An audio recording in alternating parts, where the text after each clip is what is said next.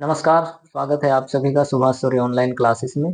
आज का हमारा टॉपिक है छत्तीसगढ़ राज्य निर्माण का इतिहास। यह टॉपिक प्रतियोगी परीक्षाओं के दृष्टिकोण से इम्पोर्टेंट तो है ही, साथ ही साथ सभी छत्तीसगढ़ वासियों के लिए भी इम्पोर्टेंट है, क्योंकि हर छत्तीसगढ़िया को ये जानना चाहिए कि हमारा राज्य किस प्रकार से अपने अस्तित्व में आया। आपको पता होगा, एक समय में मध्य भारत का एक छोटा सा कोना कहलाने वाला छत्तीसगढ़ आज संपूर्ण भारत में अपना पहचान बना चुका है। और ये पहचान किसी एक रात में नहीं बनी, इसके लिए जो है कई वर्षों तक संघर्ष करना पड़ा है, कई सारे आंदोलन करने पड़े हैं, तब जाके जो है हमारा छत्तीसगढ़ राज्य अपने अस्तित्व में आया है। आज हम इन्हीं सभी चीजों को विस्तार से जानने और समझने का प्रयास करेंगे कि किस प्रकार से हमारा छत्तीसगढ़ राज्य अपने अस्तित्व में आया। और इन सभी घटनाओं या प्रयासों को समझने के लिए हम शुरुआत करेंगे 1778 से, क्योंकि इतिहास की कुछ महत्वपूर्ण घटनाओं का भी हम लोग यहाँ पर चर्चा करेंगे, क्योंकि चीजें एक दूसरे से जुड़ी हुई है। चलिए शुरू करते हैं। चीजों को समझने के लिए हम सबसे पहले जो है छत्तीसगढ़ का वर्तमान मैप बना लेते हैं, ताकि चीजें आपको आसानी से समझ में आ जाए। चलिए,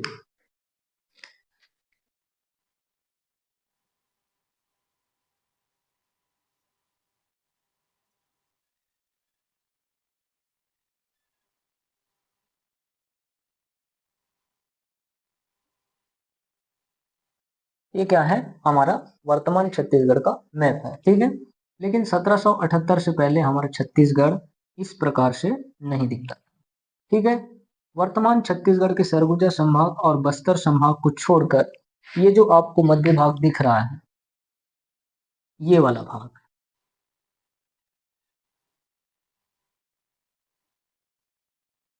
आपको पता होगा यहाँ पर शिवनाथ नदी है। रतनपुर क्षेत्र में 18 गढ़ थे और रायपुर क्षेत्र में 18 गढ़। उस समय इसी भूभाग को जो है छत्तीसगढ़ बोला जाता था, ठीक। आपको पता होगा यहाँ पर महाराष्ट्र है, महाराष्ट्र का हम लोग यहाँ पर जो है नागपुर क्षेत्र ले लेते हैं। और इस नागपुर में जो है मराठे या फिर भोसले शासक शासन कर रहे हैं। साथ ही साथ हमारे छत्तीसगढ़ में भी जो है मराठे शासन कर रहे हैं। इस प्रकार से उस समय हमारा छत्तीसगढ़ जो है नागपुर साम्राज्य या फिर मराठों के अधीन है, ठीक है। अब हम आगे जानेंगे कि किस प्रकार से बस्तर, जो एक समय में अपने आप में जो है स्वतंत्र राज्य हुआ करता था, वो किस प्रकार से कोटपाड़ संधि के तहत जो है इस छत्तीसगढ़ का एक अभिन्न अंग बन जाता है। चलिए, सबसे पहला ईयर आपको याद रखना है 1778। बस्तर के इतिहास में 1778 में एक महत्वपूर्ण घटना घटित होती है, जिसे बोला जाता है कोटपाड़ की संधि, ठीक। 1778 में क्या होता है? कोटपाड़ की संधि। और ये कब होता है? 6 अप्रैल 1778 को, ठीक। ये कोटपाड़ की संधि क्यों हुई?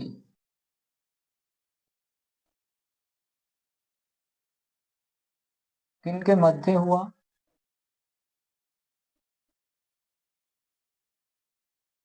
और इसके जो है परिणाम क्या हुए? इन सभी बातों को समझने के लिए हम चले जाते हैं बस्तर की इतिहास में। वैसे बस्तर का इतिहास काफी इंटरेस्टिंग है। जब हम सीजी हिस्ट्री के अंतर्गत जो है बस्तर में काकती वंश पढ़ेंगे, तब उस चीज को डिटेल में पढ़ेंगे। आज हम यहाँ पर सिर्फ कोटपाड़ की संधि से संबंधित एक घटना को समझने का प्रयास करते हैं, ठीक है। आपको पता है कि बस्तर एक समय में जो है अपने आप में जो है स्वतंत्र राज्य हुआ करता था, और वहां पर जो है सबसे लंबे समय तक काकतीय शासकों ने 1324 से लेकर 1947 तक प्रत्यक्ष अप्रत्यक्ष रूप से शासन किया। उन्हीं शासकों में से एक स्वतंत्र शासक थे, जिनका नाम था दलपत देव, ठीक है। क्या नाम था? दलपत देव, जिनका शासन काल है 1731 से 1774 ईस्वी तक, ठीक। ये वही दलपत देव हैं जिन्होंने चंदेल मामा की हत्या कर जो है बस्तर की राजगद्दी पर बैठा। इस दलपत देव के दो बेटे थे। पहला बेटा का नाम था अजमेर सिंह, और दूसरा दरिया देव, ठीक। जब दलपत देव शासन कर रहे थे, दलपत देव के शासन काल में ही जो है मराठों ने बस्तर पर पहली बार आक्रमण किया था। हालांकि मराठे असफल रहे। उसी समय जो है बस्तर की राजधानी जगदलपुर स्थानांतरित की गई, और डोंगर क्षेत्र को, जिसे हम वर्तमान में बड़े डोंगर कहते हैं, उस क्षेत्र को जो है बस्तर की उप राजधानी बनाया गया। और उस क्षेत्र की देखरेख करने के लिए, उस क्षेत्र का प्रशासन भार संभालने के लिए जो है अजमेर सिंह को डोंगर क्षेत्र का अधिकारी नियुक्त कर दिया गया, ठीक।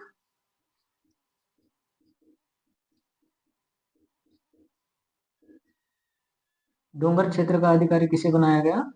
अजमेर सिंह को, ठीक है। लेकिन जैसे ही 1774 में जो है दलपत देव की मृत्यु हो जाती है, तो बस्तर का अगला शासक या फिर अगला उत्तराधिकारी कौन बनता है? अजमेर सिंह। इनका शासनकाल है 1774 से 1777 ईस्वी तक। जैसे ही अजमेर सिंह बस्तर का अगला राजा बन जाता है, ये बात दरियादेव को बिल्कुल भी अच्छा नहीं लगता है। वो अजमेर सिंह से जो है इससे द्वेष करने लगता है, चिढ़ने लगता है, उससे जो है नफरत करने लगता है। इस प्रकार से जो है इन दोनों भाइयों के मध्य सत्ता के लिए संघर्ष प्रारंभ हो गया। ठीक, सत्ता के लिए या उत्तराधिकारी बनने के लिए जो है इन दोनों भाइयों के मध्य संघर्ष प्रारंभ हो गया। ठीक, और इस संघर्ष में अजमेर सिंह का साथ कौन देते हैं? डोंगर क्षेत्र के हलबा जनजाति के लोग, हलबा जनजाति के लोग, ठीक है। और दरियादेव क्या करता है, सत्ता के लिए इतना पगला गया था आदमी कि अपने भाई के विरुद्ध जो है बहुत बड़ा षड्यंत्र रचता है। दरियादेव क्या करता है, 3 अलग अलग व्यक्तियों से जो है हाथ मिला लेता है। ठीक है, सबसे पहले वो जाता है उड़ीसा। ठीक है, उड़ीसा का यहाँ पर जयपुर क्षेत्र है, उस क्षेत्र में जो है विक्रम देव नामक एक राजा जो है शासन कर रहे थे, उससे जाके वो जो सबसे पहले मिल लेता है। ठीक है, वो कहाँ जाता है? जयपुर शासक,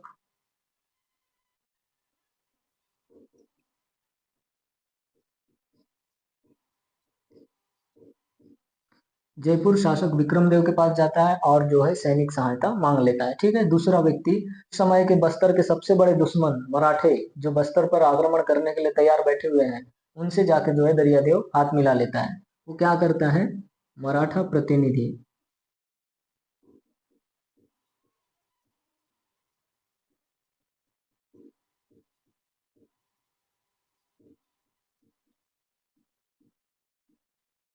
त्र्यंबक अभिनराव से मिलता है और जो है सैनिक सहायता मांग लेता है। तीसरा व्यक्ति कौन है?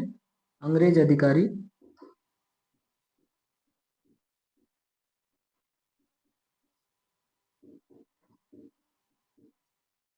जॉनसन, इनसे भी मिलकर जो है सैनिक सहायता मांग लेते हैं। इस प्रकार से इन तीनों ने मिलकर जो है दरियादेव को लगभग 20,000 सैनिक सहायता देते हैं। दरियादेव इन 20,000 सैनिकों को लेकर जो है अजमेर सिंह के साथ युद्ध करता है।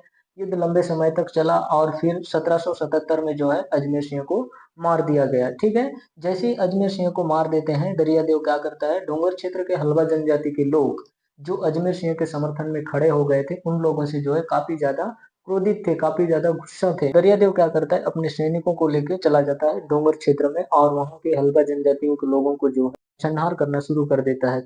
बड़े ही क्रूरता के साथ जो है उनको मारना चालू कर देते हैं। ठीक है, इस प्रकार से जो है हल्बा जनजाति के लोगों को उस समय जो है बहुत ज्यादा संख्या में मार दिया गया, क्योंकि इस संघर्ष में हल्बा जनजाति के लोग इन्वॉल्व थे, प्लस हल्बा जनजातियों को बहुत सारे लोगों को जो है मार दिया गया।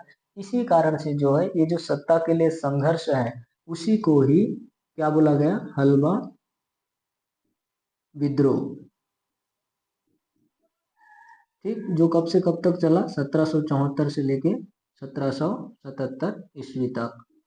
ठीक, और इस हलवा विद्रोह में क्या हुआ? दरियादेव की जीत हुई।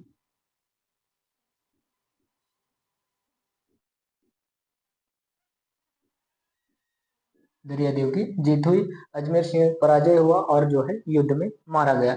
इस प्रकार से जो सत्ता के लिए संघर्ष चल रहा था वो समाप्त हो गया, क्योंकि दरियादेव जीत गया और बस्तर का अगला राजा बन गया। ठीक है, अब बात आती है संधि की, क्योंकि इन तीनों ने मिलकर जो है दरियादेव को सैनिक सहायता दिया है, इसलिए दरियादेव क्या करता है, इन तीनों के साथ एक संधि करता है, जिसे बोला गया कोटपाड़ की संधि, जो कब होता है? 6 अप्रैल 1778 को।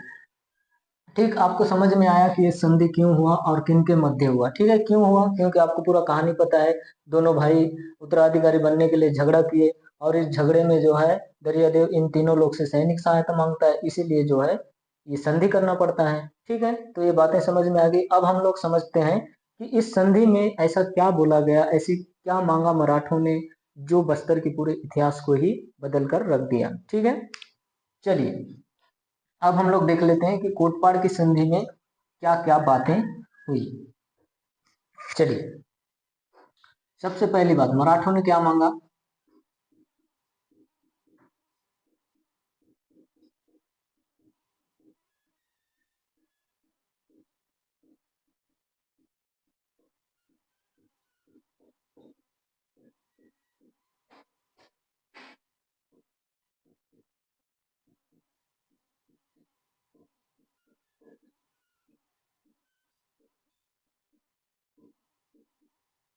मराठों ने क्या मांगा कि बस्तर से जो है प्रतिवर्ष 59,000 टकूली दिया जाएगा। टकूली मीन्स कर, ठीक है। और इस बात को लेकर जो है दरियादेव सहमति देते हैं कि मैं आपको 59,000 टकूली दूंगा, लेकिन आप जो है बस्तर पर हस्तक्षेप नहीं करेंगे, ठीक है। उन्होंने जो है संधि पर जो है हस्ताक्षर कर दिए, ठीक। दूसरी बात, जयपुर नरेश, आपको पता होगा ओडिशा का जयपुर क्षेत्र यहाँ पर है। तो उस क्षेत्र के कुछ परगने, ठीक है, उन क्षेत्रों को जो है, उन परगनों को जो है बस्तर अपने अधिकार में कर लिया था। तो सैनिक सहायता के बदले जो है विक्रमदेव उन क्षेत्रों को वापस मांग लेते हैं, ठीक। क्या बोला गया कि कोटपाड़ परगना,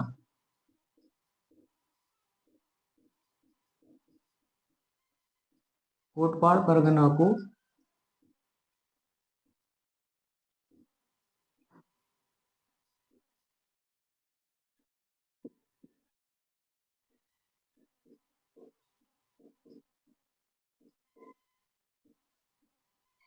सौंप दिया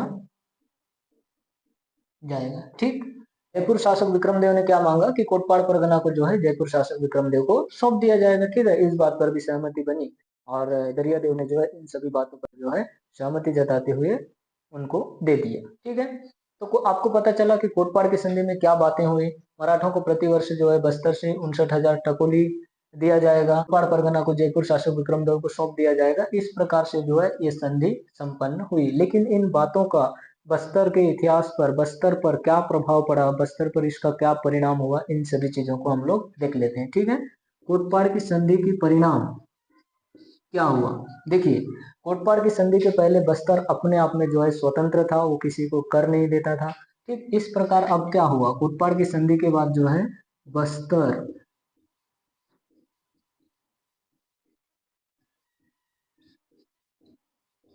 एक करद राज्य बन गया, ठीक। बस्तर एक कर देने वाला राज्य बन गया। दूसरी बात,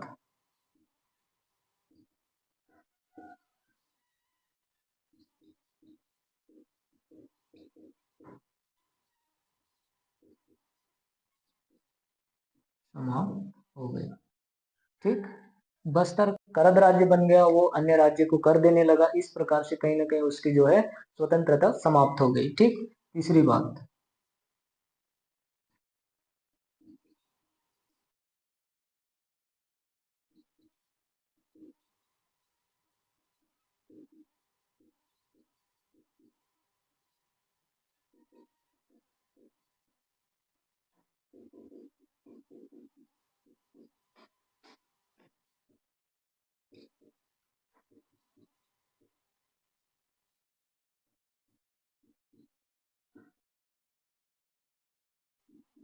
अभिन्न अंग बन गए। क्या हुआ, कोटपाड़ की संधि के पश्चात जो है बस्तर छत्तीसगढ़ का एक अभिन्न अंग बन गया। इस प्रकार से कोटपाड़ की संधि के बाद जो है बस्तर इस छत्तीसगढ़ का जो है एक प्रकार से अभिन्न अंग बन गया, ठीक है। कोटपाड़ की संधि के बाद हमारा छत्तीसगढ़ दिखने लगा इस प्रकार से, ठीक। हम अब हमारा छत्तीसगढ़ इस प्रकार से दिखने लगा कोटपाड़ की संधि के बाद, ठीक। आशा करता हूँ आपको कोटपाड़ की संधि और कोटपाड़ की संधि के तहत किस प्रकार से बस्तर जो है छत्तीसगढ़ का अभिन्न अंग बन गया, ये बातें आपको समझ में आ गई होंगी, ठीक है। अगर दरियादेव और अजमेर सिंह दोनों भाई जो है सत्ता के लिए झगड़ा नहीं होते, दोनों के बीच में संघर्ष नहीं होता और दरियादेव उन तीनों से मदद नहीं मांगते, तो आज बस्तर की इतिहास कुछ और होता, ठीक। इसलिए भाई भाई में झगड़ा नहीं। चलिए, अब हम लोग आगे बढ़ते हैं।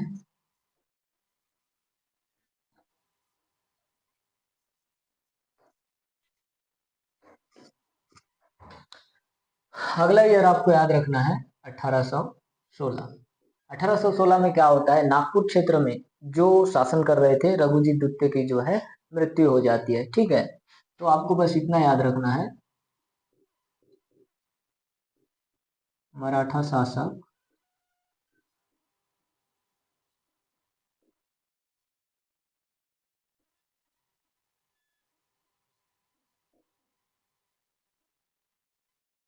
रघुजी द्वितीय की मृत्यु हो जाती है कब? 1816 में।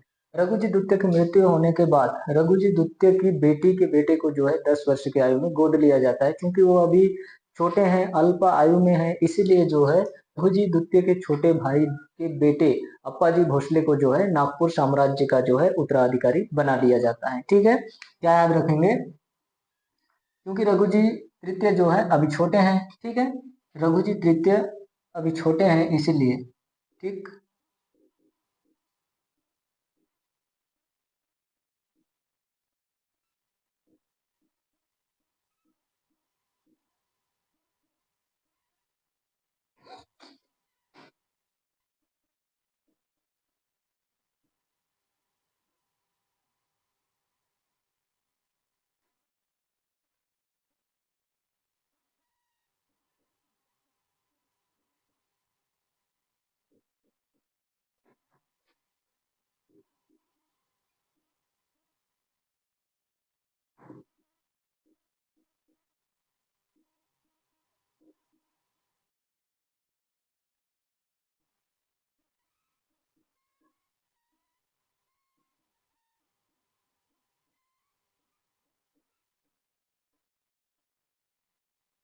ठीक।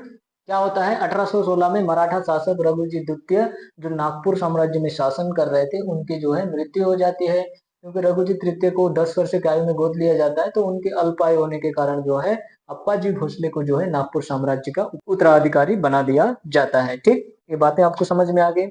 अगला ईयर आपको याद रखना है 1817। 1817 में क्या होता है, इस नागपुर क्षेत्र के अंतर्गत जो है एक पहाड़ी है जिसका नाम है सीताबर्डी। ठीक है, उस सीताबर्डी की पहाड़ी पर जो है अंग्रेज और मराठों के बीच जो है एक युद्ध होता है, जिसे क्या बोला गया? सीताबर्डी का युद्ध। ठीक, सीताबर्डी का युद्ध होता है कब? 1817 में। ठीक, और इस युद्ध में जो है मराठे अंग्रेजों से पूरी तरह से हार जाते हैं और उनको जो है अंग्रेजों की सहायक संधि स्वीकार करनी पड़ती है। ठीक है, क्या होता है, अंग्रेज और मराठों के बीच जो है नागपुर के सीताबर्डी नामक पहाड़ी पर एक युद्ध होता है, जिसे क्या बोला गया? सीताबर्डी का युद्ध बोला गया। और इस युद्ध में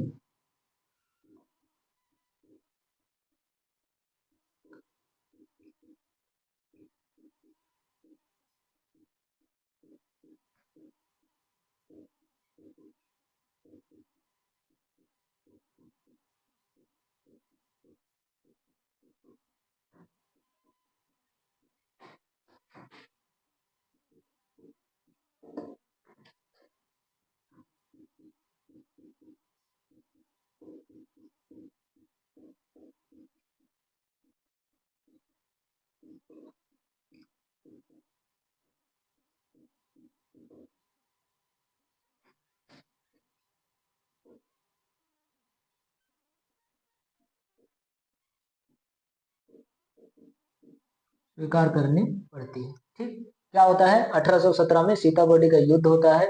इस युद्ध में जो है मराठे अंग्रेजों से हार जाते हैं और अंततः उन्हें जो है अंग्रेजों की सहायक संधि स्वीकार करनी पड़ती है। ठीक है, अब अगला ईयर आपको याद रखना है 1818। 1818 में क्या होता है, जो सीताबर्डी का युद्ध हार चुके हैं मराठे, उसी संधि का जो है यहाँ पर समझौता होता है। ठीक, क्या होता है, अप्पाजी भोसले, अभी अप्पाजी भोसले शासन कर रहे हैं नागपुर साम्राज्य में। ठीक है, तो उनके साथ जो है अप्पाजी भोसले और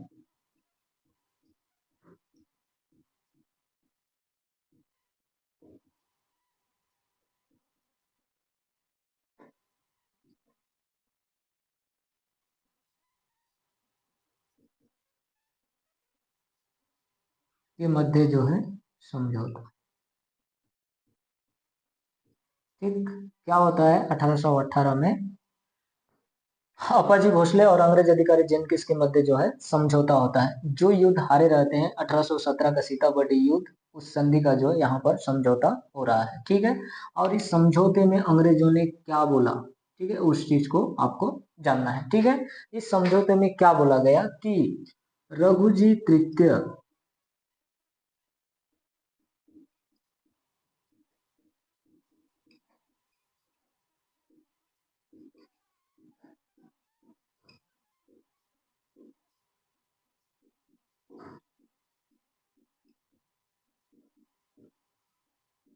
इस समझौता में क्या बोला गया, रघुजी तृतीय के वयस्क होने तक जो है अप्पाजी का शासन। ठीक।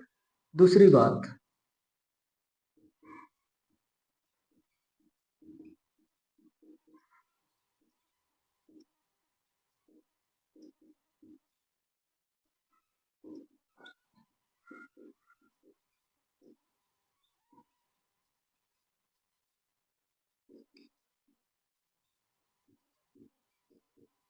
आदेश अनुसार कार्य करेगा। दूसरी बात क्या बोला गया अंग्रेजों के द्वारा कि राजा जो है अंग्रेज अधिकारी के आदेश अनुसार कार्य करेगा।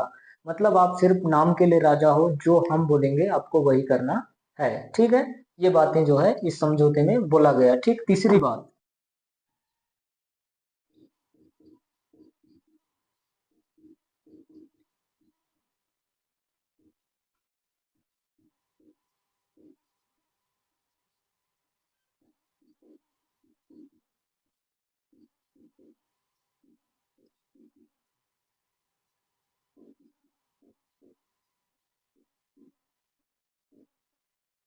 अंग्रेजी शासन व्यवस्था। तीसरी बात क्या बोला गया कि मराठों के अधीन सभी क्षेत्रों में जो है अंग्रेजी शासन व्यवस्था लागू होगा। ठीक है, अंग्रेज क्या क्या चाल चल रहे हैं, युद्ध में हराने के बाद जो है मराठों को ये सब संधि स्वीकार करना, समझौता स्वीकार करना पड़ता है। ठीक है, इस समझौते में क्या बोला गया कि रघुजी तृतीय के वयस्क होने तक अप्पाजी शासन करेंगे। हाँ ठीक है।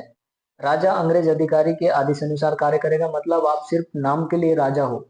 ठीक है, आपको करना वही है जो हम बोलेंगे, अपने मन मर्जी से आप कुछ भी नहीं कर सकते। अंग्रेज ये जो है समझौता करा रहे हैं। ठीक है। तीसरा, मराठों के अधीन जितने भी क्षेत्र हैं उन सभी क्षेत्रों में जो है अंग्रेजी शासन व्यवस्था लागू होगी।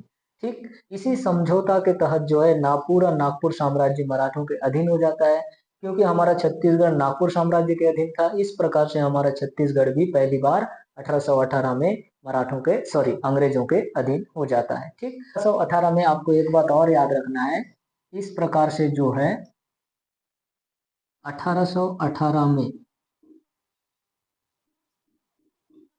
छत्तीसगढ़ पहली बार अंग्रेजों के अधीन हुआ, या फिर बोल सकते हैं संरक्षण या नियंत्रण में आया। ठीक। इन चीजों को आपको याद रखना है, क्योंकि ये चीजें जो है एग्जाम में पूछा जाता है। ठीक है। तो 1818 में जो है छत्तीसगढ़ पहली बार अंग्रेजों के अधीन हुआ, उनके संरक्षण में आया या फिर उनके नियंत्रण में आया, ऐसा बोल सकते हैं। ठीक है। किस प्रकार हुआ आप तो ये जान ही चुके हैं। ठीक। तो चलिए अब हम लोग आगे बढ़ते हैं।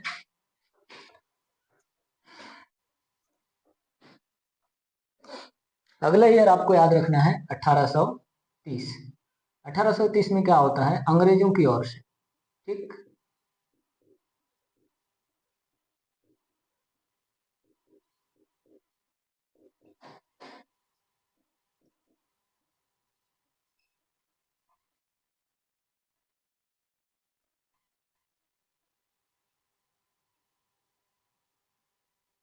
अंग्रेजों की ओर से जो है मराठा शासन से एक संधि होता है, और इस संधि में क्या बोला जाता है उस चीज को देख लेते हैं। इस संधि में, ठीक है, इस संधि में जो है छत्तीसगढ़ का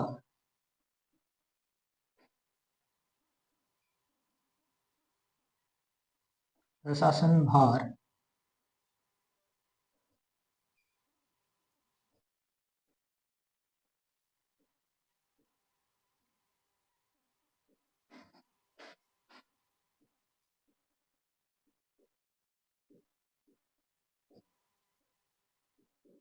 सौंप दिया जाता है। ठीक।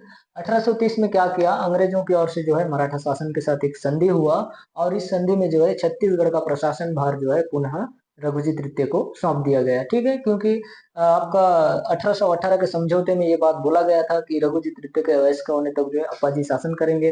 अब 1830 में जो है रघुजी तृतीय वयस्क हो चुके हैं, इस कारण से जो है एक संधि करते हैं, और इस संधि के माध्यम से जो है संधि में बोला जाता है कि छत्तीसगढ़ का प्रशासन भार पुनः रघुजी तृतीय को सौंप दिया जाता है। ठीक। अगला ईयर आपको याद रखना है 1853। 1853 को क्या होता है, 11 दिसंबर।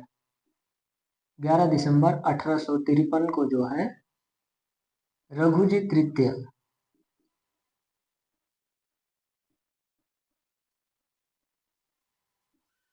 तृतीय की जो है निसंतान मृत्यु हो जाती है।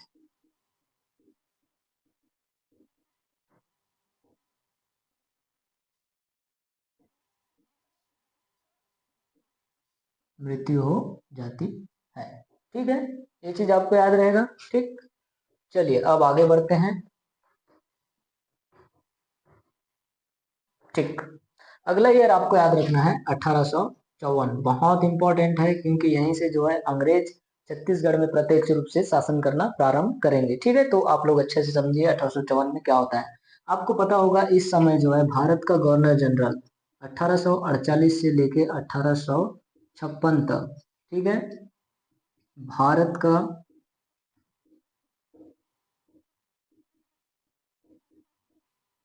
गवर्नर जनरल कौन था? लॉर्ड डलहौजी, जो एक साम्राज्यवादी गवर्नर जनरल था। ठीक है, आपको क्या याद रखना है 1854 में 1848 से लेकर 56 तक जो है भारत का गवर्नर जनरल कौन था? लॉर्ड डलहौजी, जो एक साम्राज्यवादी गवर्नर जनरल थे। वो ऐसा व्यक्ति था कि वो किसी भी प्रकार से ये चाहता था कि ब्रिटिश साम्राज्य का विस्तार पूरे भारत में फैल जाए। इसके लिए उसने जो है एक नीति या फिर एक नियम बनाया जिसे हम क्या बोलते हैं? डलहौजी की हड़प नीति। ठीक है, डलहौजी की हड़प नीति बोलते हैं। और इस नीति में क्या बोला गया?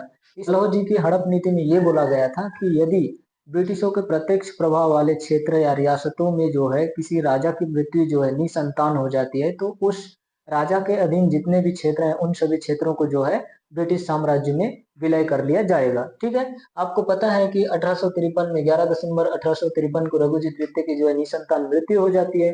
और ये बात वहीं पर लागू हो जाती है क्योंकि डलहौजी की हड़प नीति में ये बात स्पष्ट रूप से बोला गया था कि ब्रिटिशों का प्रत्यक्ष प्रभाव वाले क्षेत्र या रियासत जिसमें यदि किसी राजा की जो है निसंतान मृत्यु हो जाती है, तो उस राजा के अधीन जितने भी क्षेत्र आते थे उन सभी क्षेत्रों को जो है ब्रिटिश साम्राज्य में विलय कर लिया जाएगा। ये हड़प नीति में बोला गया था। और इसी हड़प नीति के तहत जो है 1854 में पूरा नागपुर साम्राज्य को साथ साथ पूरे छत्तीसगढ़ को भी जो है ब्रिटिश साम्राज्य में विलय कर लिया गया। इस प्रकार से 1854 से ही हमारे छत्तीसगढ़ में जो है अंग्रेज प्रत्यक्ष रूप से शासन करना प्रारंभ किए। ठीक है, आप 1854 में ही याद रखें। इस प्रकार जो है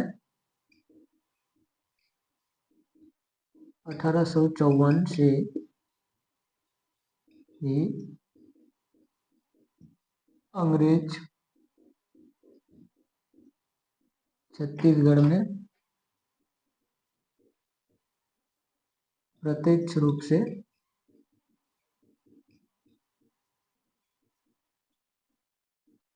शासन करना प्रारंभ किए। ठीक, देखो 18 में क्या होता है, हमारा छत्तीसगढ़ उनके अधीन आया, उनके संरक्षण में आया। ठीक है, उनके नियंत्रण में आया। लेकिन 1854 से उन्होंने प्रत्यक्ष रूप से शासन करना प्रारंभ किया। इस बात को ध्यान में रखेंगे। ठीक है, चलिए आगे बढ़ते हैं। अब धीरे धीरे हम लोग जो है छत्तीसगढ़ का निर्माण की ओर आगे बढ़ रहे हैं। ठीक, चलिए मैं इनको मिटा देता हूँ। आप लोग चाहे तो नोट्स बना लीजिए, जब भी आपको रिवीजन करने की जरूरत पड़े आप रिवीजन कर सकते हैं। ठीक है, इसलिए नोट्स बनाना बहुत जरूरी है। चलिए अगला ईयर आपको याद रखना है 1861, बहुत इंपॉर्टेंट है। ठीक है, 1861 में क्या होता है, अंग्रेजों ने जिन जिन क्षेत्रों को चाहे युद्ध के माध्यम से हो, चाहे संधि के माध्यम से हो या फिर हड़प नीति के माध्यम से हो, जिन जिन क्षेत्रों को जो है अपने ब्रिटिश साम्राज्य में विलय कर लिया था उन सभी क्षेत्रों को मिलाकर जो है मध्य प्रांत का गठन किया जाता है। ठीक है, 1861 में क्या होता है, मध्य प्रांत का गठन। और ये कब किया जाता है? 2 नवंबर 1800। मध्य प्रांत में किन किन क्षेत्रों को शामिल कर लिया गया और उस मध्य प्रांत का राजधानी कैसे बनाई गई, इन सभी चीजों को हम लोग देख लेते हैं। ठीक है, इस मध्य प्रांत में क्या था? ये चीज देख लेंगे। इसकी राजधानी क्या थी, ये भी चीज हम लोग देख लेते हैं। ठीक है, मध्य प्रांत में देखिए किन किन क्षेत्रों को शामिल कर लिया गया। महाराष्ट्र का नागपुर क्षेत्र, ठीक है, इसलिए हम लोग यहाँ पर केवल नागपुर लिए हैं। महाराष्ट्र का नागपुर प्लस मध्य प्रदेश का पूरा भाग, ठीक, प्लस छत्तीसगढ़ का पूरा भाग। अभी अपना छत्तीसगढ़ बस इतना ही है, तो इन पूरे क्षेत्रों को जो है मध्य प्रांत में शामिल कर लिया गया। ठीक है, छत्तीसगढ़ का भी पूरा भाग, ठीक है, प्लस उड़ीसा का आपका जो ये वाला क्षेत्र है, इस क्षेत्र को भी जो है अंग्रेजों ने हड़प नीति के माध्यम से अपने ब्रिटिश साम्राज्य में विलय कर लिया था। ये क्या है, संबलपुर क्षेत्र, ठीक है, इसको भी जो है मध्य प्रांत में शामिल कर लिया गया था। ठीक, तो ओडिशा का संबलपुर क्षेत्र को शामिल कर लिया गया, कहां पर, मध्य प्रांत में। ठीक, और इसकी राजधानी किसे बनाई गई, नागपुर को, ये चीज याद रखेंगे। ठीक, अब हमारा छत्तीसगढ़ कहाँ चला गया, मध्य प्रांत में। अब हमारा मध्य प्रांत इस प्रकार से दिखेगा, आपको दिखा देते हैं। यहाँ पर आपका पूरा जो है एमपी है, ये वाला भाग। ठीक, हम लोग यहाँ से पूरा नागपुर को ले लेते हैं। तो इस प्रकार से मध्य प्रांत का गठन किया गया, क्योंकि यहाँ पर क्या है, मध्य प्रदेश है, ये आपका नागपुर क्षेत्र है, संबलपुर, और ये छत्तीसगढ़। इस प्रकार से जो है मध्य प्रांत का गठन किया गया। ठीक, इन सभी क्षेत्रों को मिला के जो है मध्य प्रांत बोला गया। ये वाला क्षेत्र को छोड़ देंगे, ठीक है, ये वाला क्षेत्र नहीं रहेगा। ठीक, अब हमारा छत्तीसगढ़ जो है मध्य प्रांत का हिस्सा बन चुका है। कब, आपका 1861 में। ठीक, और एक चीज याद रखेंगे, जब मध्य प्रांत का गठन किया गया उसी समय जो है एक साथ 17 जिलों का जो है निर्माण किया गया। ठीक, 17 जिलों का निर्माण किया गया। इन 17 जिलों में से जो है छत्तीसगढ़ में 3 जिले बनाए गए। ठीक, पहला रायपुर, दूसरा बिलासपुर, और तीसरा संबलपुर। ठीक है, छत्तीसगढ़ में कितने जिले, 3 जिले, बिलासपुर, रायपुर और संबलपुर को जो है जिला का दर्जा दिया गया। कब, 2 नवंबर 1861 को। ठीक है, ये चीजें याद रहेंगी। ठीक, चलिए आगे बढ़ते हैं। अगला ईयर आपको याद रखना है 1862। 1862 में क्या होता है, छत्तीसगढ़ को, ठीक है, छत्तीसगढ़ को जो है स्वतंत्र संभाग का दर्जा मिलता है। छत्तीसगढ़ को जो है एक स्वतंत्र संभाग का दर्जा मिलता है। वैसे मध्य प्रांत में जो है अलग अलग जगहों में जो है 5 संभाग बनाए गए। इस पूरे मध्य प्रांत में जो है 5 संभाग बनाया गया, उसी में से एक संभाग छत्तीसगढ़ को भी बनाया गया। ठीक है, छत्तीसगढ़ को जो है स्वतंत्र संभाग का दर्जा मिला। ठीक, इस प्रकार छत्तीसगढ़ एक संभाग बन गया और इसका मुख्यालय जो है रायपुर को बनाया गया। ठीक, मुख्यालय रायपुर को बनाया गया। ठीक, और छत्तीसगढ़ क्योंकि एक संभाग बन चुका है, और संभाग में जो एक संभाग आयुक्त की नियुक्ति होती है, एक कमिश्नर की नियुक्ति होती है। इस प्रकार से जो है छत्तीसगढ़ में जो प्रथम कमिश्नर थे उनको याद रखेंगे। ठीक है, छत्तीसगढ़ के प्रथम कमिश्नर कौन थे, छत्तीसगढ़ के प्रथम कमिश्नर कौन थे, चार्ल्स सी इलियट। ठीक, इस चीज को आपको याद रखना है। ठीक है, क्या होता है 1862 में, छत्तीसगढ़ को स्वतंत्र संभाग का दर्जा मिलता है। छत्तीसगढ़ को स्वतंत्र संभाग का दर्जा मिलता है और इस छत्तीसगढ़ का मुख्यालय किसको बनाया जाता है, रायपुर को। ठीक है, क्योंकि छत्तीसगढ़ एक स्वतंत्र संभाग बन गया है तो वहां पर संभाग आयुक्त की जो है नियुक्ति होगी। तो इस प्रकार से छत्तीसगढ़ के प्रथम कमिश्नर कौन बने, चार्ल्स सी इलियट। ठीक है, इस चीज को याद रखेंगे। ठीक है, चलिए आगे बढ़ते हैं।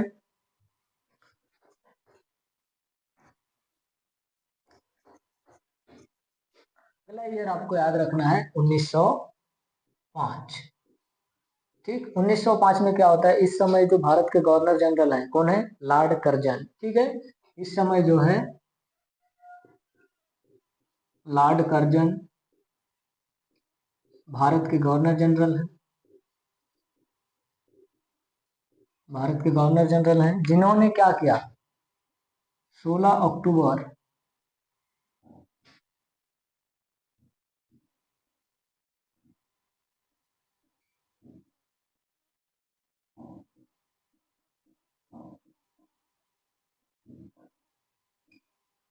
बंगाल का विभाजन किया। ठीक है, इसी बंगाल विभाजन के दौरान जो है इस मध्य प्रांत का प्रशासनिक पुनर्गठन के तहत, ठीक है, इसी बंगाल विभाजन के दौरान जो है मध्य प्रांत का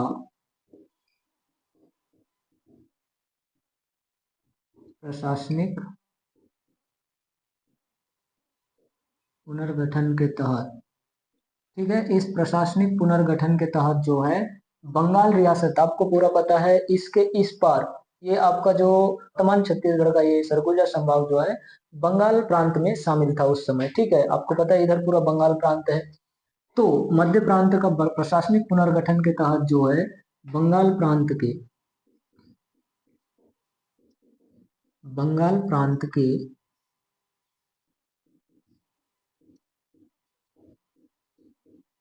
5 रियासतों को मध्य प्रांत छत्तीसगढ़ को दिया गया। ठीक, ये चीजें समझ में आई आपको। और मध्य प्रांत छत्तीसगढ़ से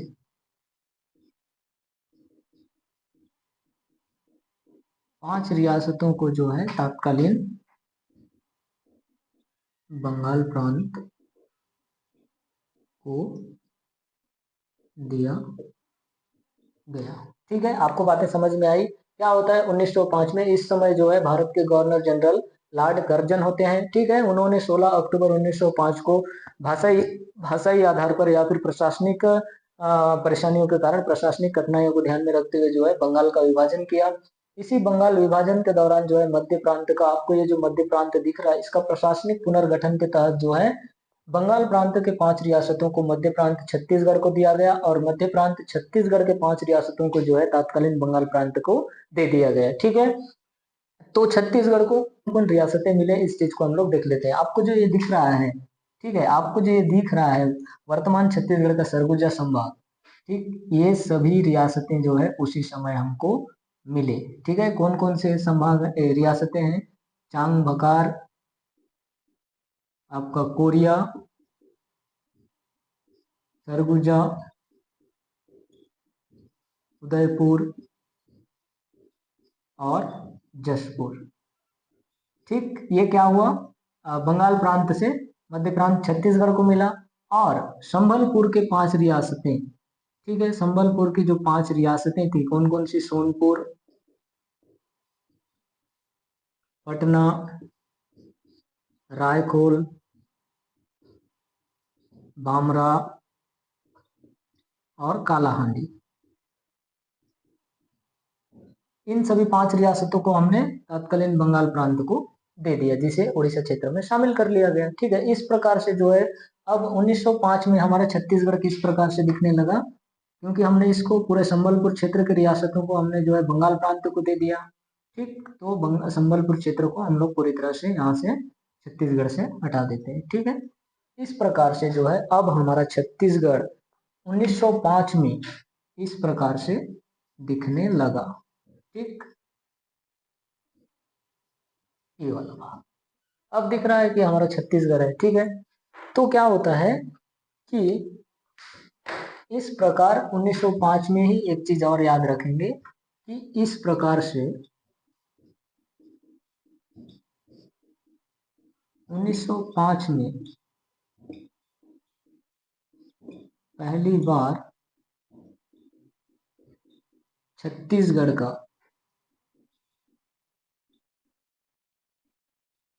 प्रशासनिक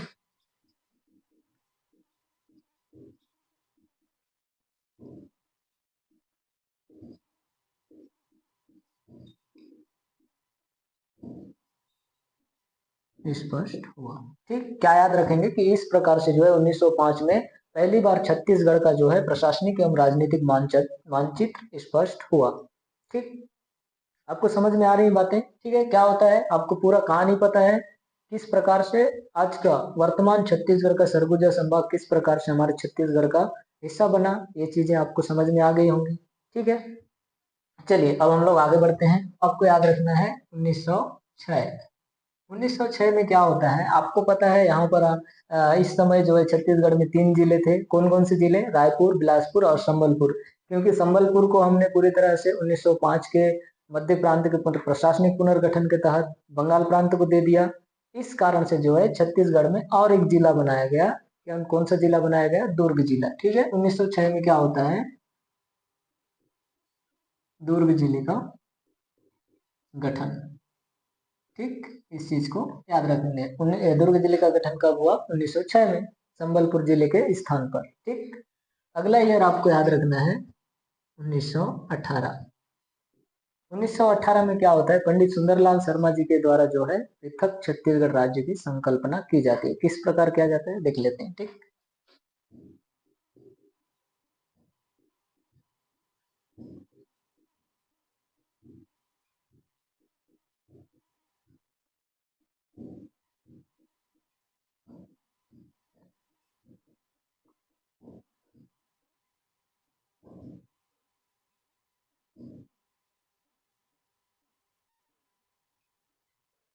राज्य की जो है संकल्पना। ठीक है, किस प्रकार किया जाता है? पंडित सुंदरलाल शर्मा द्वारा जो है किस प्रकार किया जाता है? पंडित सुंदरलाल शर्मा द्वारा। ठीक है,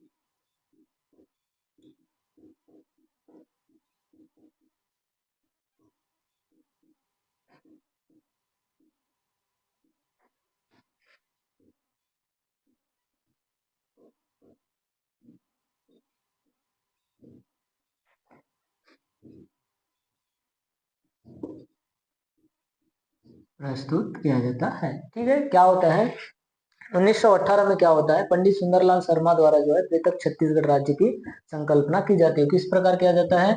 पंडित सुंदरलाल शर्मा द्वारा जो है सर्वप्रथम अपनी पांडुलिपि में जो है छत्तीसगढ़ का जो छत्तीसगढ़ राज्य का स्पष्ट रेखा चित्र जो है प्रस्तुत किया जाता है। पांडुलिपि बोलने से उस समय हस्तलिखित या फिर हस्तमुद्रित चीजों को जो है पांडुलिपि बोला जाता था। ठीक है, हाथ के हाथों में खींचा होगा, ठीक है, उसी को जो है पांडुलिपि बोला जाता है। ठीक, इस कारण से जो है पंडित सुंदरलाल शर्मा को जो है छत्तीसगढ़ का प्रथम स्वप्न दृष्टा या फिर संकल्पनाकार कहा जाता है। ठीक, इस चीज को आपको याद रखना है। ठीक है, ये चीजें हो गई। अब अगला ईयर आपको याद रखना है 1924। 1924 में क्या याद रखना है आपको? जिला परिषद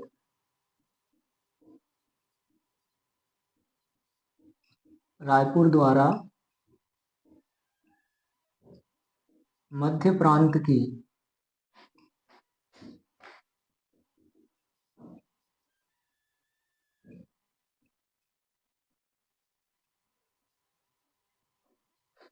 व्यवस्थापिका या फिर विधायिका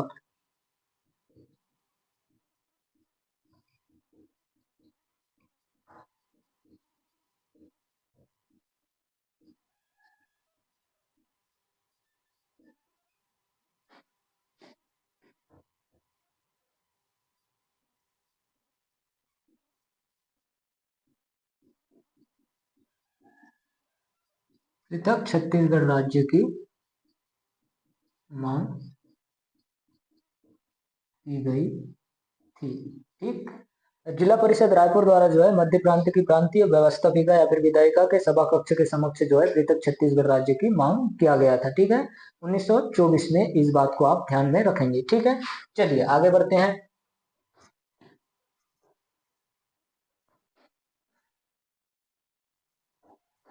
अगला ईयर आपको याद रखना है 1936। 1936 में क्या होता है, जो हैदराबाद रियासत का एक बहुत बड़ा बरार क्षेत्र था, उस बरार क्षेत्र को जो है 1903 में जो है मध्य प्रांत के मुख्य आयुक्त को जो है सौंप दिया गया था।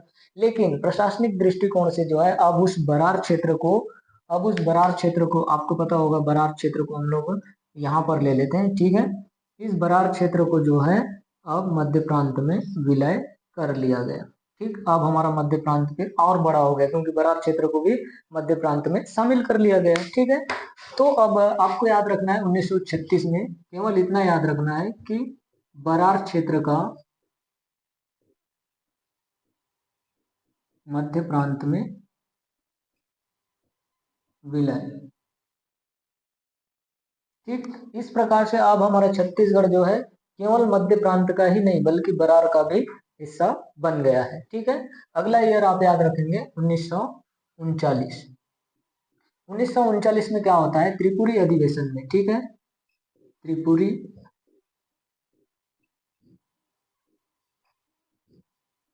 अधिवेशन में पृथक छत्तीसगढ़ राज्य की जो है मांग किस प्रकार किया जाता है, कौन करता है, उस चीज को देख लेते हैं। ठीक है, आपको पता होगा कांग्रेस का 52वां अधिवेशन जो जबलपुर के त्रिपुरी नामक स्थान पर रखा गया था, उस अधिवेशन की अध्यक्षता सुभाष चंद्र बोस ने की थी, और सुभाष चंद्र बोस ने अध्यक्षता पद के लिए जो है गांधी जी द्वारा समर्थित प्रत्याशी पट्टाभी सीतारमैया जी को जो है 203 वोट से हराया था, और इस अधिवेशन की जो है अध्यक्षता की थी। ठीक है, इसके बाद आपको पता होगा गांधी जी सुभाष चंद्र बोस से जो है नाराज हो गए थे, इस कारण से सुभाष चंद्र बोस ने जो है अध्यक्ष पद से जो है इस्तीफा दिया था और एक अन्य पार्टी स्थापना कर ली थी। ठीक है, इसी अधिवेशन में जहां पर देश के तमाम बड़े बड़े लीडर्स आए हुए थे, उस अधिवेशन में जो है पंडित सुंदरलाल शर्मा द्वारा, ठीक है, पंडित सुंदरलाल शर्मा जी द्वारा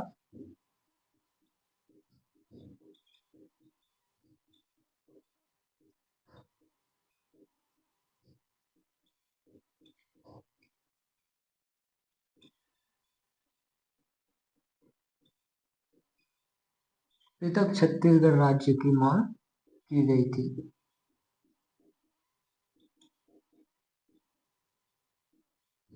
ठीक है, आपको याद रहेगा 1939 में त्रिपुरी अधिवेशन में पृथक छत्तीसगढ़ की मांग किसने की थी, पंडित सुंदरलाल शर्मा जी को, शर्मा जी ने, सॉरी, शर्मा जी ने। ठीक है, अगला ईयर आपको याद रखना है 1946, बहुत इंपॉर्टेंट है। अब जो है हमारा छत्तीसगढ़, पृथक छत्तीसगढ़ राज्य की मांग जो है धीरे धीरे आगे बढ़ रहा है। ठीक है, लोग अब जागरूक हो रहे हैं कि छत्तीसगढ़ को एक पृथक राज्य होना चाहिए, और इसके लिए जो है आवाज उठाने लगे हैं। ठीक है, 1946 में क्या होता है, ठाकुर प्यारेलाल सिंह के द्वारा, ठीक,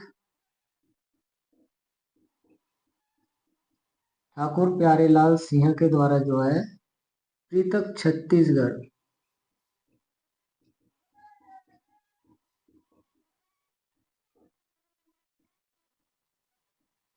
राज्य निर्माण की मांग के लिए,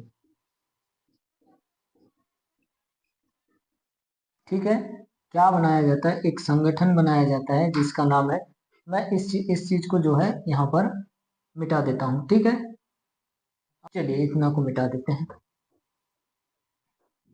ठीक,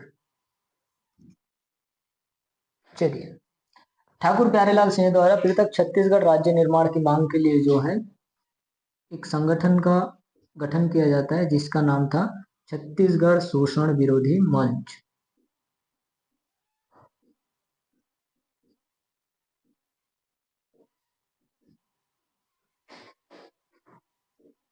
मंच की जो है स्थापना की जाती है। ठीक, क्या होता है 1946 में, बहुत इंपॉर्टेंट है, कई बार एग्जाम में पूछा जा चुका है, इसलिए आप इन चीजों को जो है अब ज्यादा ध्यान रखेंगे। ठीक है, ठाकुर प्यारेलाल सिंह द्वारा जो है पृथक छत्तीसगढ़ राज्य की मांग के लिए जो है एक संगठन का निर्माण किया जाता है जिसका नाम है छत्तीसगढ़ शोषण विरोधी मंच। ठीक है, इस संगठन के माध्यम से, इस मंच के माध्यम से जो है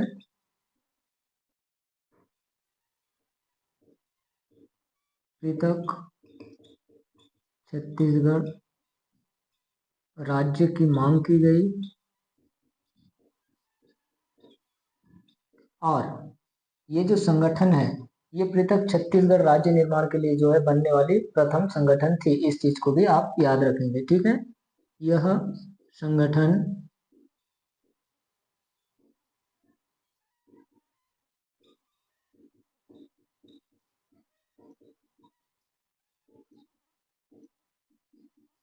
राज्य निर्माण हेतु प्रथम संगठन थी। ठीक, इस चीज को आपको विशेष ध्यान रखना है, ठीक है। 1946 में क्या होता है, ठाकुर प्यारेलाल सिंह द्वारा जो है पृथक छत्तीसगढ़ राज्य निर्माण के लिए छत्तीसगढ़ शोषण विरोधी मंच की स्थापना की गई और इस संगठन के माध्यम से जो है पृथक छत्तीसगढ़ राज्य की मांग को जो है आगे रखा गया और यह संगठन जो है पृथक छत्तीसगढ़ राज्य निर्माण हेतु बनने वाली प्रथम संगठन थी। ठीक है, इस चीज को आपको याद रखना है, ठीक है। चलिए आगे बढ़ते हैं। अगला ईयर आपको याद रखना है 1947। ये तो आप हर कोई जानते हैं, ठीक है। भारत स्वतंत्रता अधिनियम 1947 के तहत जो है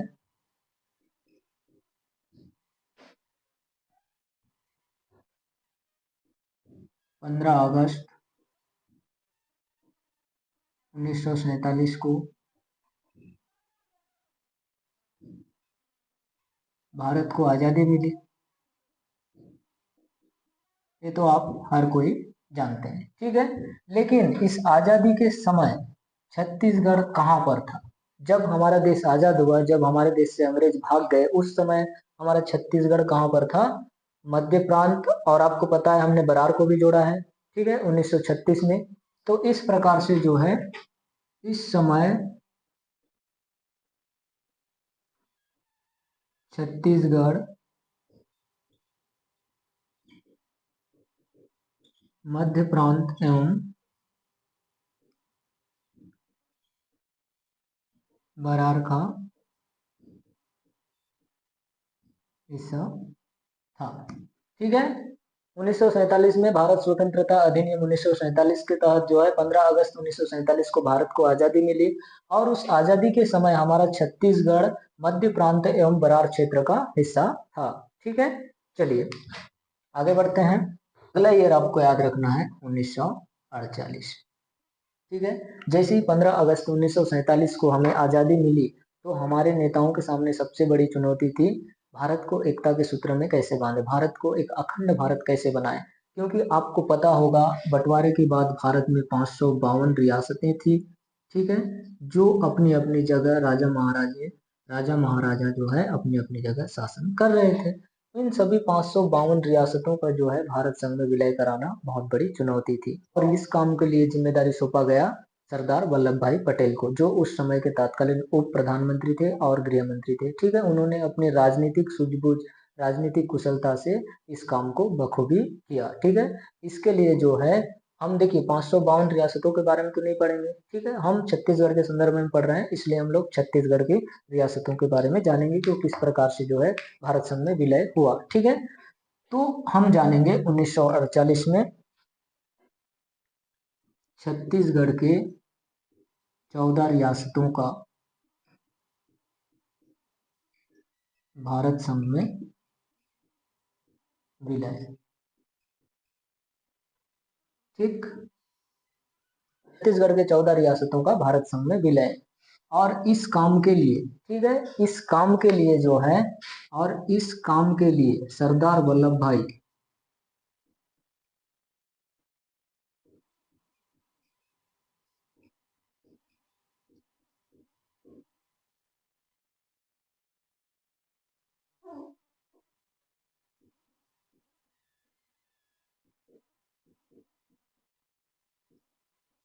पटेल के नेतृत्व में जो उस समय के उप गृह मंत्री सॉरी उप प्रधानमंत्री और गृह मंत्री थे, ठीक है, इनके नेतृत्व में जो है छत्तीसगढ़ में एक आयोग का गठन किया गया और उस आयोग का नाम है council of action in Chhattisgarh state, ठीक है। इस आयोग का क्या नाम है? Council of action in Chhattisgarh state. और इस काउंसिल का अध्यक्ष किसको बनाया गया? ठाकुर प्यारेलाल सिंह को। ठीक है। और उपाध्यक्ष प्रोफेसर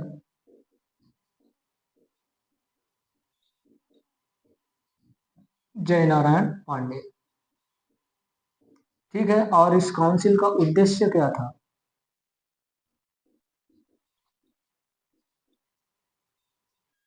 छत्तीसगढ़ के 14 रियासतों का विलय कहाँ? भारत संघ में। ठीक है। तो क्या होता है, 1948 में छत्तीसगढ़ के 14 रियासतों का भारत संघ में विलय। वैसे 552 रियासतों को 1 जनवरी 1948 तक अल्टीमेटम दिया गया था कि आपको 1 जनवरी 1948 तक आपको भारत संघ में विलय करना ही करना है, नहीं तो आप पर जो है विशेष बल का प्रयोग किया जाएगा। ठीक है। तो इस प्रकार से हमारे छत्तीसगढ़ में रियासतों का विलय करवाने के लिए जो है सरदार पटेल के नेतृत्व में जो है council of action in Chhattisgarh state का जो है आयोग का गठन किया गया। इस आयोग का जो है अध्यक्ष थे ठाकुर प्यारीलाल सिंह, उपाध्यक्ष प्रोफेसर जयनारायण पांडे। और इनको ये जिम्मेदारी दिया गया कि आप अपने क्षेत्र के रियासतें राजा महाराजाओं के पास जाएं। 1 जनवरी 1948 से पहले आपको भारत संघ में विलय करना है। ठीक है। नतीजा ये रहा कि इन्होंने अपना काम बखूबी से किया। ठाकुर प्यारेलाल सिंह और प्रोफेसर जयनारायण पांडे ने हर जगह गया, राजा महाराजाओं के पास गया, समझाया। ठीक है। इस कारण से जो है सितंबर 1947 तक छत्तीसगढ़ के 14 रियासतें, सभी के सभी रियासतें भारत संघ के विलय पत्र में जो है हस्ताक्षर कर दिया था। ठीक है। आपने ये जाना कि किस प्रकार से जो है छत्तीसगढ़ के 14 रियासतों ने जो है भारत संघ में विलय किया। ठीक। चलिए आगे बढ़ते हैं।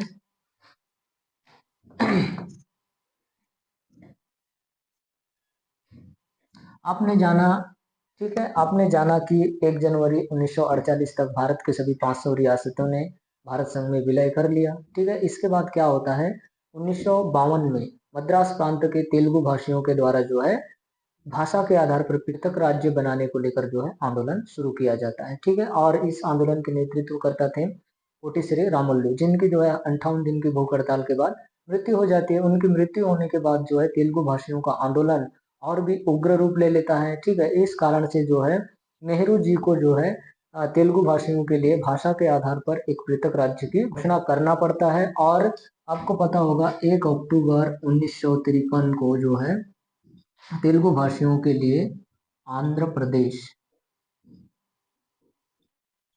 राज्य का जो है गठन किया जाता है। ठीक है। जो भाषा के आधार पर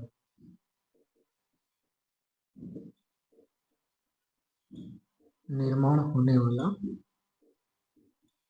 पहला राज्य था। ठीक है। आपको समझ में आई बातें? अब जैसे ही 1 अक्टूबर 1953 को जो है तेलुगु भाषियों के लिए आंध्र प्रदेश का गठन किया गया भाषा के आधार पर, तो और भी जो लोग हैं ओडिशा, बिहार, झारखंड, अपना इधर मध्य प्रदेश, छत्तीसगढ़, असम, मेघालय, इन सभी जगहों के लोगों ने भी जो है भाषा के आधार पर पृथक राज्य की मांग करने लगे। ठीक है। चारों तरफ से आवाज आने लगा कि हमारे लिए भी भाषा के आधार पर राज्य का गठन किया जाए, हमारे लिए भी भाषा के आधार पर राज्य का गठन किया जाए। चारों तरफ से ये मांगे उठने लगी। ठीक है। तो इसी को ध्यान में रखते हुए 1953 में, ठीक है, अगला ईयर आपको याद रखना है, 1953 में क्या किया गया केंद्रीय लेवल पर, ठीक है, केंद्रीय स्तर पर जो है राज्य पुनर्गठन आयोग का गठन किया गया।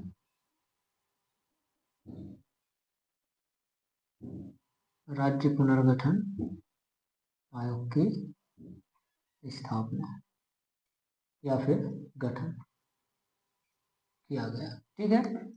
और इस आयोग के अध्यक्ष, ठीक है, इसके अध्यक्ष कौन होते हैं? फजल अली। ठीक है। इसलिए इसको फजल अली आयोग भी बोला जाता है। ठीक है। तो और इसके अन्य सदस्य,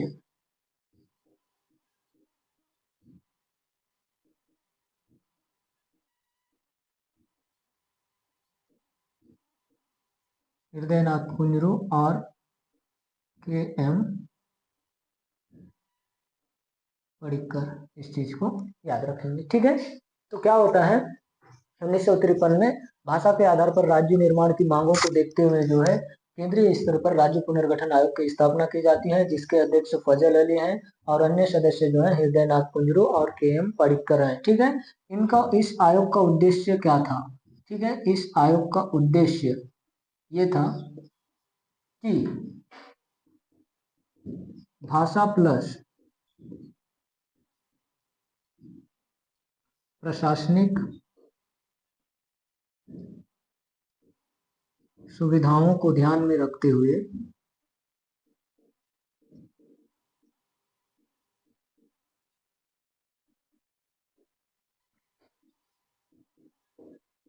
भारत में राज्यों की सीमा निर्धारण करना।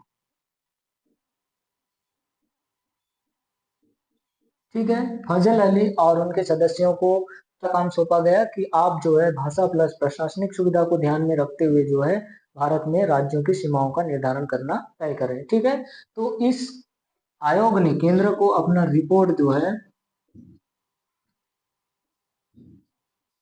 1955 में सौंपा और केंद्र से जो है ये सिफारिश की कि भारत में 14 नए राज्य का निर्माण किया जाए और 6 नए केंद्र शासित प्रदेश बनाया जाए। ठीक है, अगला ईयर आपको याद रखना है 1955। 1955 में क्या होता है? पृथक छत्तीसगढ़, पृथक छत्तीसगढ़ राज्य निर्माण हेतु प्रथम विधायी प्रयास। ठीक है, कौन करता है भाई? रायपुर के तत्कालीन विधायक। ठीक है, कौन करता है?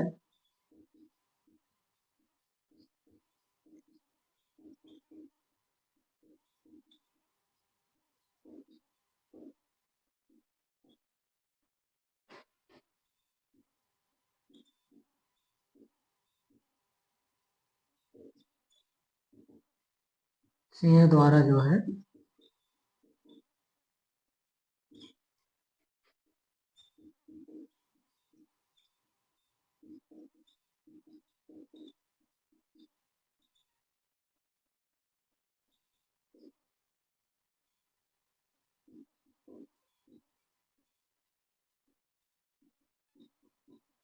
पृथक छत्तीसगढ़ की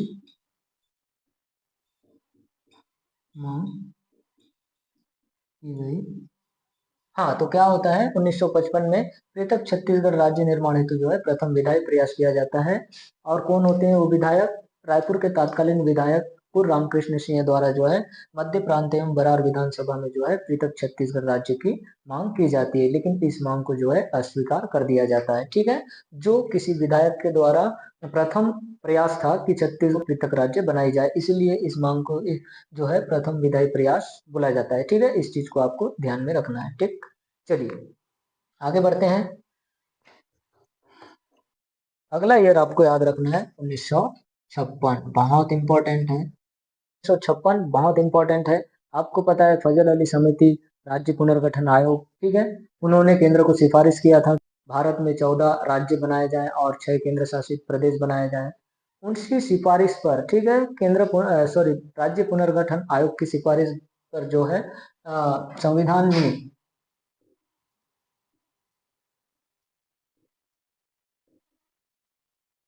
7वां संशोधन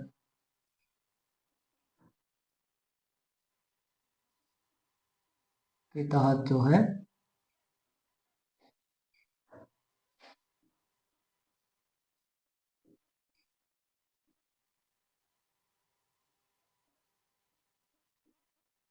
राज्य पुनर्गठन अधिनियम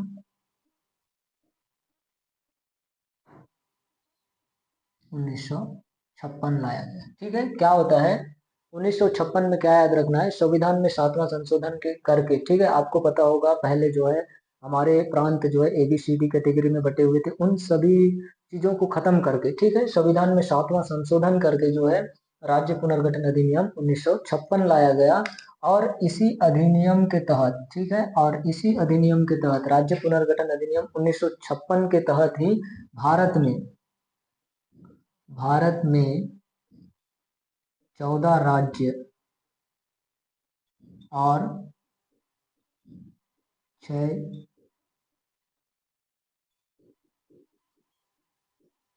केंद्र शासित प्रदेशों का निर्माण किया गया। ठीक, राज्य पुनर्गठन अधिनियम 1956 के तहत भारत में एक साथ 14 राज्य और 6 केंद्र शासित प्रदेश बनाए गए। ठीक है, इन्हीं 14 राज्यों में से एक आपका था मध्य प्रदेश। ठीक है, जिसका निर्माण कब हुआ? 1 नवंबर 1956 को। ठीक है, जब राज्य पुनर्गठन अधिनियम 1956 के तहत भारत में 14 राज्य बनाया गया, उन्हीं 14 राज्यों में से एक था मध्य प्रदेश। ठीक है, जिसका निर्माण कब हुआ? 1 नवंबर 1956 को। ठीक है, और इस मध्य प्रदेश में जो है बरार क्षेत्र को अलग कर, आपको पता होगा हमने 1936 में बरार को विलय कर लिया था मध्य प्रांत में।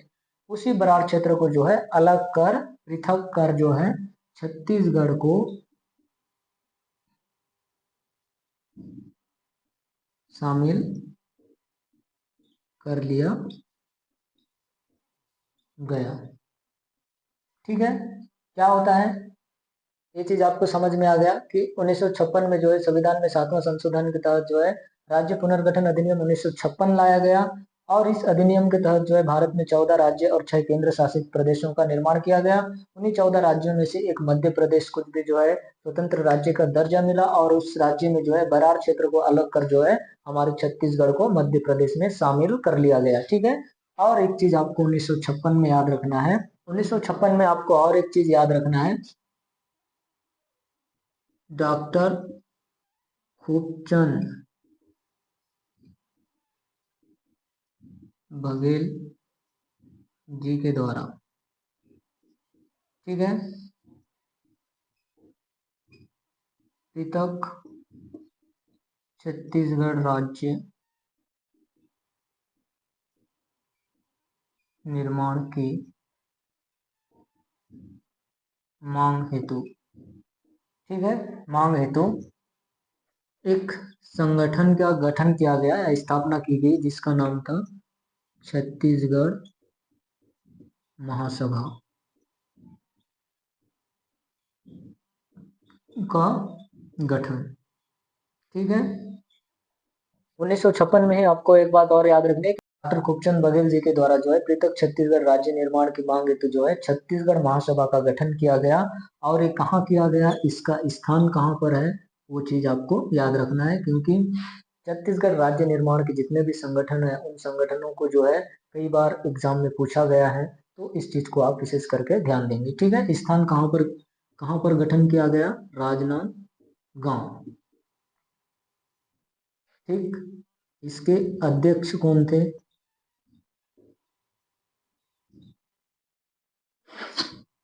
डॉक्टर खूबचंद बघेल। ठीक, इसके महासचिव दशरथ चौबे। ठीक है, अन्य सदस्य में याद रखेंगे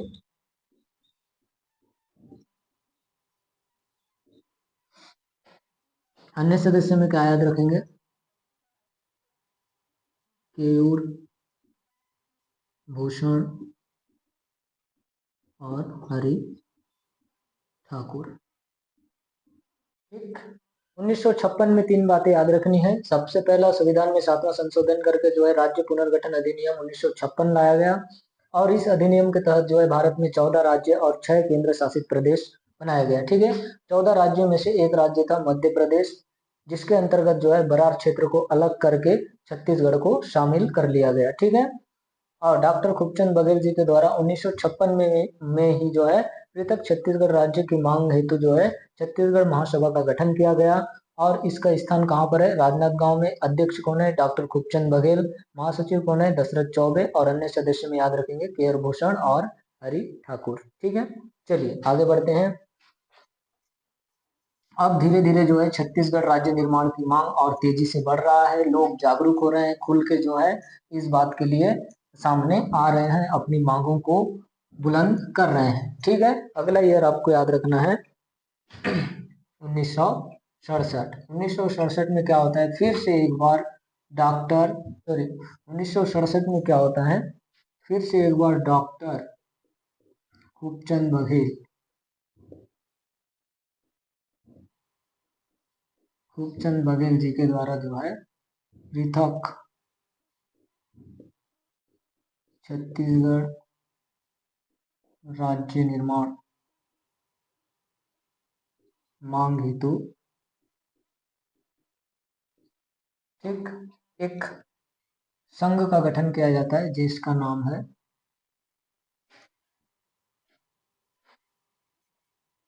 छत्तीसगढ़ भातृत्व संघ। ठीक है, छत्तीसगढ़ भातृत्व संघ का जो है निर्माण किया जाता है, और इसका भी स्थान याद रखेंगे। इसका स्थान है आपका राजनांदगांव। ठीक, इसके संस्थापक कौन है?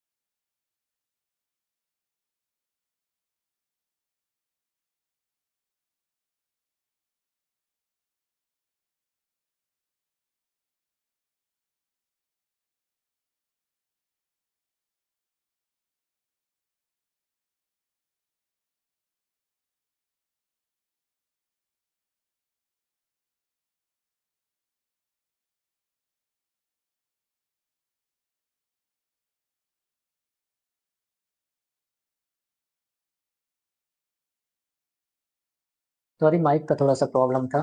ठीक है, चलिए 1967 में आपको क्या याद रखना है? डॉक्टर खूबचंद बघेल के द्वारा जो है छत्तीसगढ़ पृथक छत्तीसगढ़ राज्य निर्माण हेतु एक संगठन या फिर मंच की स्थापना की गई, जिसका नाम क्या है? छत्तीसगढ़ भातृत्व संघ। ठीक है, और ये कहाँ किया गया? राजनांदगांव में। इसके संस्थापक कौन है? खुद डॉक्टर खूबचंद बघेल। इसके जो है सह संस्थापक कौन है? छेदीलाल बैरिस्टर। और उपाध्यक्ष कौन है? का द्वारिका प्रसाद तिवारी। और अन्य सदस्य में याद रखेंगे आप प्यारेलाल कंवर, चंदूलाल चंद्राकर और रामाधर कश्यप। ठीक है, चलिए आगे बढ़ते हैं। अगला ईयर आपको याद रखना है 1976। अब जो है लगातार संगठन का निर्माण हो रहा है कि छत्तीसगढ़ पृथक राज्य बनाया जाए। इसके लिए लोग लगातार आवाज उठा रहे हैं, और संगठन या मंच के माध्यम से जो है ये बात सरकार तक पहुंचाने की कोशिश कर रहे हैं। ठीक है, 1976 में क्या होता है? शंकर गुहा नियोगी के द्वारा। ठीक है,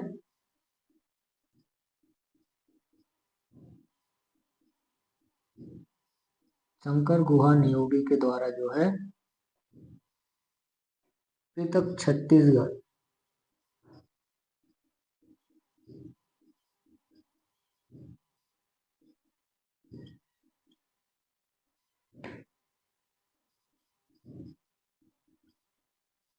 मांग हेतु, ठीक है। छत्तीसगढ़ मुक्ति मोर्चा का गठन किया जाता है, ठीक है। इस चीज को आपको याद रखना है, ठीक है। क्या किया जाता है? 1976 में शंकर गुहा नियोगी के द्वारा पृथक छत्तीसगढ़ राज्य निर्माण हेतु जो है छत्तीसगढ़ मुक्ति मोर्चा का गठन किया जाता है, और इस संगठन या मंच के माध्यम से भी जो है पृथक छत्तीसगढ़ राज्य की मांग को आगे बढ़ाया जाता है, ठीक है। अगला ईयर आपको याद रखना है 1983। 1983 में आपको दो बातें याद रखनी है। सबसे पहला, शंकर गुहा नियोगी के द्वारा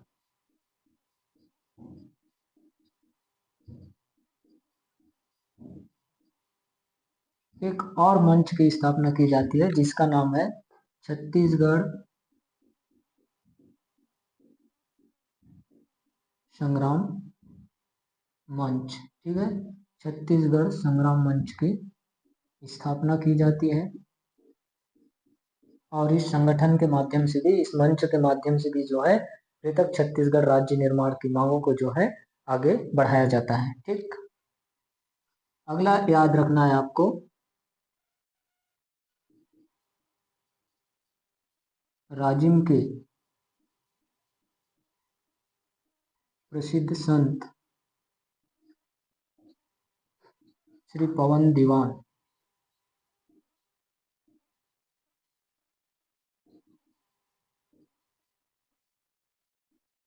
के द्वारा भी एक जो है संगठन का गठन किया जाता है जिसका नाम है छत्तीसगढ़ पृथक छत्तीसगढ़ पार्टी की स्थापना, ठीक है। 1983 में आपको दो संगठन को याद रखना है। शंकर गुहा नियोगी के द्वारा जो है छत्तीसगढ़ संग्राम मंच की स्थापना की जाती है, और इस संगठन के माध्यम से भी जो है छत्तीसगढ़ के मांगों को जो है पृथक छत्तीसगढ़ राज्य निर्माण की मांग को जो है आगे रखा गया, ठीक है। दूसरी बात, राजिम के प्रसिद्ध संत श्री पवन दीवान जी के द्वारा जो है पृथक छत्तीसगढ़ पार्टी की स्थापना की जाती है, और इस पार्टी के माध्यम से भी जो है पृथक छत्तीसगढ़ राज्य निर्माण की मांग को आगे बढ़ाया जाता है, ठीक है। चलिए आगे बढ़ते हैं। अगला ईयर आपको याद रखना है 1990-91, ठीक। 90-91 में क्या होता है? छत्तीसगढ़ राज्य निर्माण पार्टी का गठन किया जाता है श्री चंदूलाल चंद्राकर जी के द्वारा, ठीक है। चंदूलाल चंद्राकर जी के द्वारा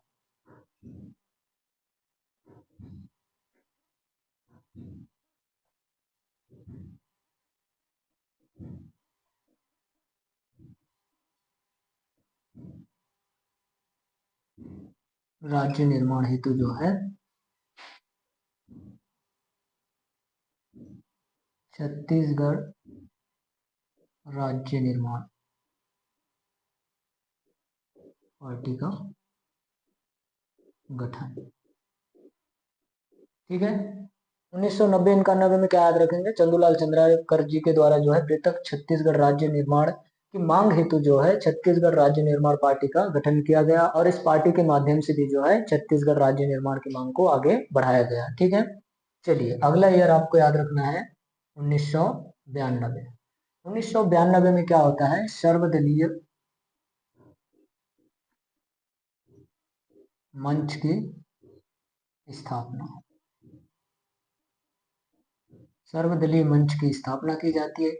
देखिए अब क्या हुआ, छत्तीसगढ़ के जितने भी छोटे बड़े पार्टी थे, जितने भी छोटे बड़े दल थे, उन सभी पार्टियों ने एक सर्वदलीय मंच की स्थापना किया, और सर्वदलीय मंच के माध्यम से एक बैनर के तले जो है छत्तीसगढ़ राज्य निर्माण की मांग को आगे बढ़ाने लगे, ठीक है। अब क्या हुआ है? 1992 सर्वदलीय मंच की स्थापना हो चुकी है। छत्तीसगढ़ के सभी छोटे बड़े पार्टी के नेता जो है इस एक बैनर के तले जो है अपनी मांगों को लेकर अपनी आवाज सरकार तक पहुंचाने का प्रयास कर रहे हैं, ठीक है। चलिए अगला ईयर आपको याद रखना है 1993। 1993 में क्या याद रखेंगे? छत्तीसगढ़ महाबंद का आह्वान। ठीक। छत्तीसगढ़ के सभी छोटे बड़े पार्टियों ने मिलकर जो है छत्तीसगढ़ राज्य निर्माण की मांग को लेकर जो है छत्तीसगढ़ महाबंद का आयोजन किया। ठीक है, यहाँ पर आपको याद रखेंगे।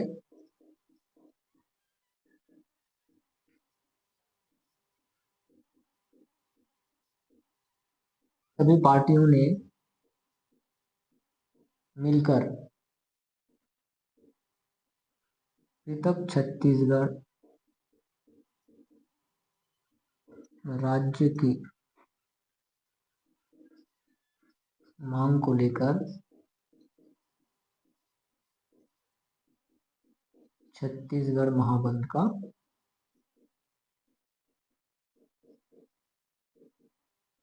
आह्वान किया। कब? 1993 में। ठीक है, चलिए आगे बढ़ते हैं।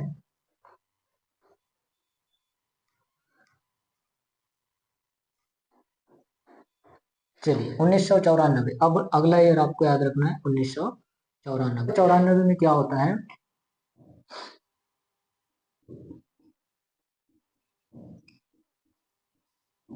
तत्कालीन विधायक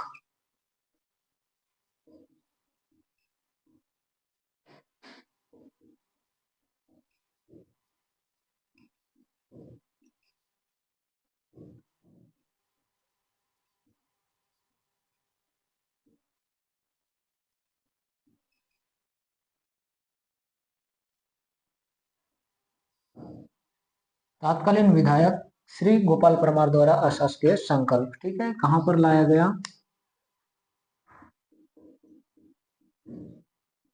गोपाल परमार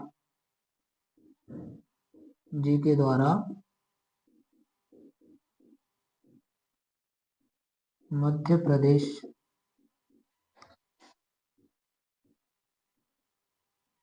विधानसभा में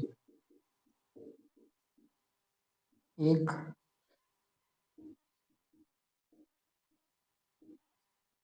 अशासकीय संकल्प लाया गया जो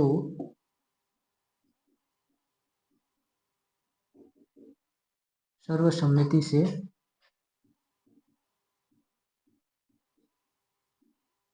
पास हुआ और राज्यपाल ने रोक दिया। ठीक है, 1994 में क्या याद रखेंगे? तत्कालीन विधायक श्री गोपाल परमार जी द्वारा जो है एक अशासकीय संकल्प लाया गया जो मध्य प्रदेश की विधानसभा में प्रस्तुत किया गया और ये सर्वसम्मति से पास भी हुआ था, लेकिन जो है राज्यपाल द्वारा रोक दिया गया। ठीक है, चलिए आगे बढ़ते हैं। अगला ईयर आपको याद रखना है 1995। 1995 में क्या होता है? रायपुर में जो है छत्तीसगढ़ अस्मिता मंच की स्थापना किया जाता है। ठीक है,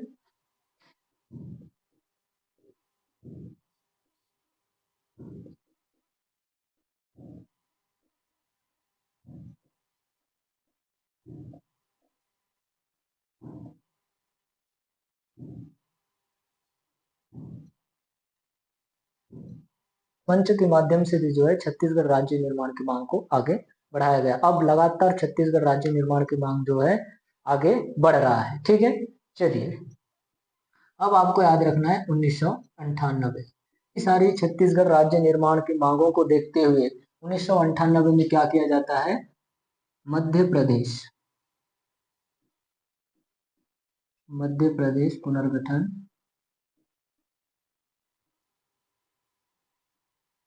विधेयक 1998 लाया जाता है। ठीक, 1998 में क्या किया जाता है? इतनी सारी मांगों को देखते हुए जो है मध्य प्रदेश पुनर्गठन विधेयक 1998 लाया जाता है। इस विधेयक पर बहस हेतु एक विशेष सत्र भी बुलाया जाता है तत्कालीन राष्ट्रपति के द्वारा। लेकिन आपको पता है कि 1998 में भारत में जो है 12वीं लोकसभा चुनाव होना था। इस लोकसभा चुनावी हलचल के कारण जो है ये विधेयक जो है अपनी अंतिम स्थिति को प्राप्त नहीं कर सका। ठीक है, चलिए अगला ईयर आपको याद रखना है 1999। 1999 में लोकसभा का चुनाव होता है और इस लोकसभा चुनाव में जो है अटल बिहारी वाजपेयी जी के नेतृत्व में जो है भारत में एनडीए की सरकार बनती है और अटल बिहारी वाजपेयी जी जो है भारत के प्रधानमंत्री बनते हैं। गृह मंत्री जो है लाल कृष्ण आडवाणी जी बनते हैं। उन्होंने इतनी सारी मांगों को देखते हुए जो है फिर से मध्य प्रदेश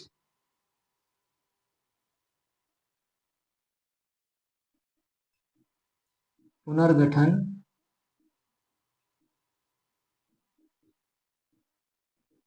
विधेयक 2000 लाया।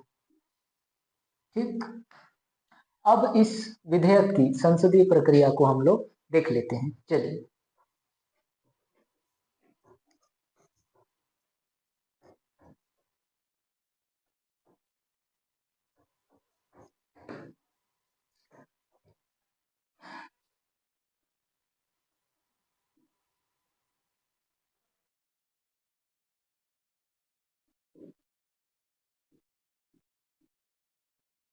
संसदीय प्रक्रिया। ठीक है।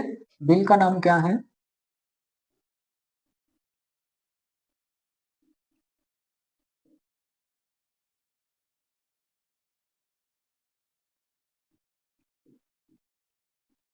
मध्य प्रदेश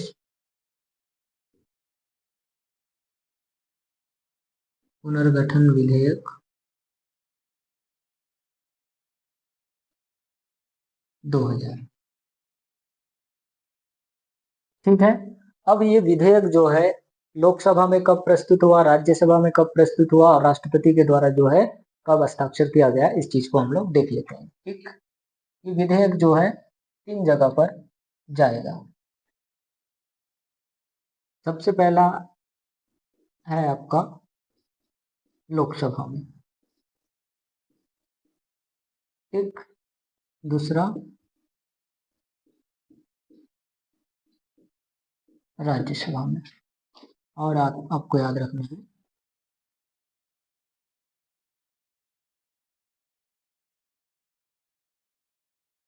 राष्ट्रपति द्वारा हस्ताक्षर कब किया गया। ठीक। देखिए, लोकसभा में प्रस्तुत कब हुआ? ठीक है। 25 जुलाई 2000 को। किन के द्वारा, इस चीज को याद रखेंगे।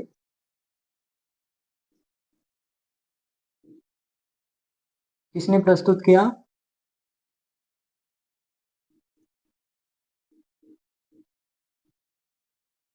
तत्कालीन गृह मंत्री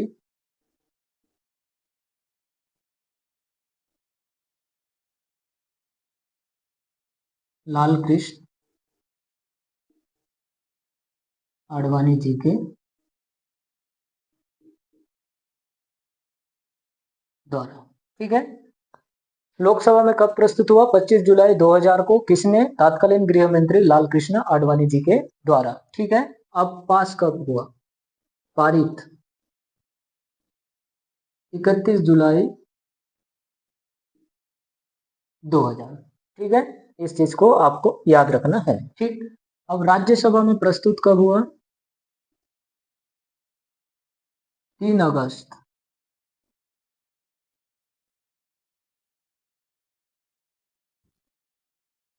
2000 को। ठीक। राज्यसभा से पारित कब हुआ? 9 अगस्त 2000 को। ठीक। इतना चीजें आपको याद रहेंगी। ठीक है। जो इस बिल का जो है, इस विधेयक का संसदीय प्रक्रिया, बिल का नाम क्या है? मध्य प्रदेश पुनर्गठन विधेयक 2000। ठीक है। ये लोकसभा में कब प्रस्तुत हुआ? 25 जुलाई 2000 को। किसने प्रस्तुत किया? तत्कालीन गृह मंत्री लाल कृष्ण आडवाणी जी के द्वारा। ठीक है। पारित कब हुआ लोकसभा से? 31 जुलाई 2000 को। राज्यसभा में कब प्रस्तुत हुआ? 3 अगस्त 2000 को। और पारित कब हुआ? 9 अगस्त 2000 को। और राष्ट्रपति जी के द्वारा हस्ताक्षर कब किया गया? 25 या फिर 28 अगस्त को। ठीक है। 25 या 28 अगस्त को। आपको एग्जाम में जो भी ऑप्शन मिले, 25 या फिर 28, जो ऑप्शन मिले आप उस पर टिक करेंगे। ठीक है। अगस्त को जो है तात्कालीन राष्ट्रपति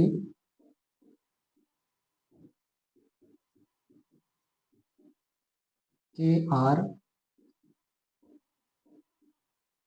नारायण द्वारा जो है हस्ताक्षर किया गया। ठीक, तो क्या होता है, जैसे 1999 में क्या लाया गया, मध्य प्रदेश पुनर्गठन विधेयक 2000, और इस विधेयक की जो संसदीय प्रक्रिया है, बिल का नाम क्या है, मध्य प्रदेश पुनर्गठन विधेयक 2000। ठीक है, ये लोकसभा में कब प्रस्तुत हुआ, 25 जुलाई 2000 को तत्कालीन गृह मंत्री लाल कृष्ण आडवाणी जी के द्वारा। ठीक है, पारित कब हुआ, 31 जुलाई 2000 को। राज्यसभा में कब प्रस्तुत हुआ, 3 अगस्त 2000 को, और पारित कब हुआ, 9 अगस्त 2000 को। और राष्ट्रपति द्वारा हस्ताक्षर 25 या फिर 28, आपको एग्जाम में जो भी ऑप्शन मिले आप उस पर टिक करेंगे। ठीक है, अगस्त को, 25 या 28 अगस्त को जो है तत्कालीन राष्ट्रपति के आर नारायणन द्वारा जो है हस्ताक्षर किया गया। ठीक, इस प्रकार से जो है हमारा छत्तीसगढ़ राज्य 1 नवंबर 2000 को भारत संघ का 26वां राज्य के रूप में जो है अपने अस्तित्व में आया।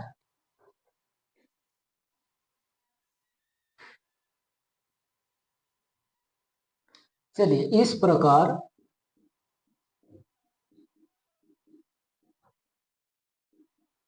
छत्तीसगढ़ 1 नवंबर 2000 को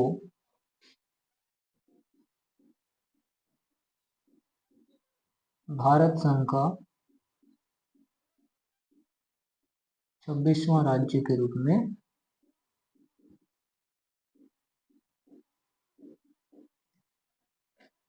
अपने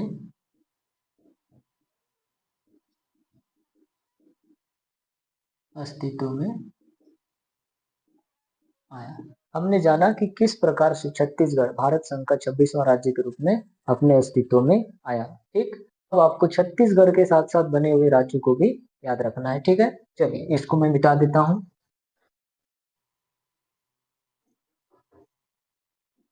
हाँ, हमने जाना कि किस प्रकार से छत्तीसगढ़ भारत संघ का 26वां राज्य के रूप में अपने अस्तित्व में आया। अब हम जानेंगे छत्तीसगढ़ के साथ साथ सन 2000 में और किन किन राज्यों का निर्माण हुआ। ठीक, हम अब जानेंगे सन 2000 में निर्मित राज्य।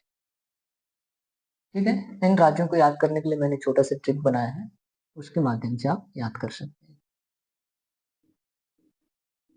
छत्ता उतार कर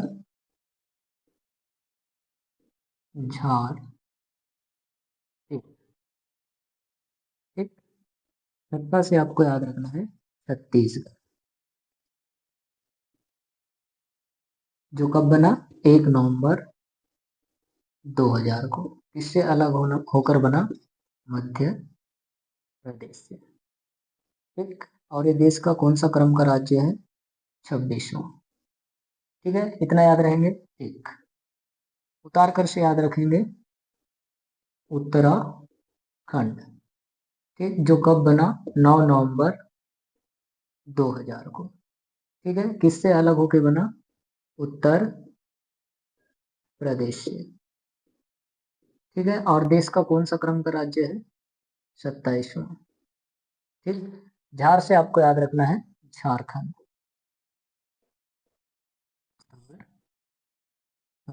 ठीक, जो कब बनता है, 15 नवंबर 2000 को। झारखंड किससे अलग होकर बनता है, बिहार से। ठीक है, और देश का कौन सा क्रम का राज्य है, 28वां। ठीक है, तेल से याद रखेंगे तेलंगाना, जो कब बनता है, 2 जून 2014 को। ठीक है, ये हमारे देश का जो है सबसे नवीनतम राज्य है तेलंगाना, इस चीज को याद रखेंगे। ठीक है, जो किससे अलग होकर बनता है, आंध्र प्रदेश से। और ये देश का कौन सा क्रम का राज्य है, 29वां। ठीक है, इस चीज को आपको ध्यान में रखना है। ठीक, आशा करता हूँ आपको छत्तीसगढ़ राज्य निर्माण से संबंधित सारी बातें अच्छे से समझ में आ गई होंगी। यदि वीडियो आपको अच्छा लगा हो तो वीडियो को लाइक शेयर कमेंट जरूर करें, और यदि आप मेरे चैनल में नए हैं तो चैनल को सब्सक्राइब कर बेल आइकन को जरूर दबाएं, ताकि मैं कोई भी वीडियो आपके लिए अपलोड करूं उसका नोटिफिकेशन आपको सबसे पहले मिल जाए। चलिए बस इतना ही, फिर मिलते हैं किसी नए टॉपिक के साथ, तब तक के लिए जय हिंद।